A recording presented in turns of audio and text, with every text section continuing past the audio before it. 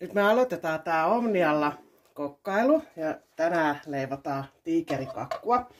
Vuoka on nytten voideltu ja korppujauhot laitettu siihen ja nyt pistetään ensin tää valkoinen.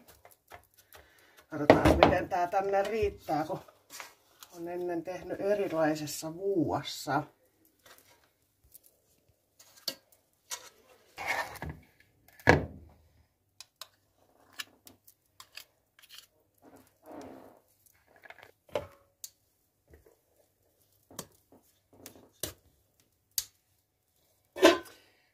Ja nyt lähdetään viemään kakku tonne kaminan päälle, koska tänään kokataan kaminan päällä ja mä hankin tän lämpömittarinkin tohon, niin pystytään vähän tarkkailla niitä lämpötiloja.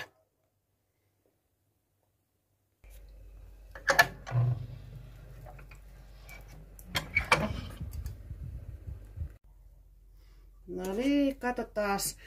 Nyt tää kakku rupeekin jo täältä reunoista irtoamaan ja voi vielä täällä tikulla koittaa. On kypsää. Vaikka tää on vähän vaaleeta tää kakku, kun tässä on tää kansi, niin tää on aivan ihanan kuohkeeta, niin nyt otetaan pois tästä ja viedään jäähtymään ja sitten kumoillaan kohta.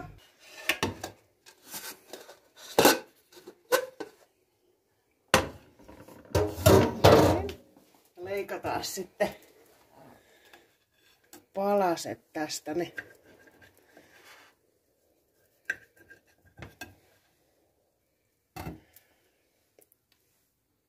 Aivan ihanan pehmeetä.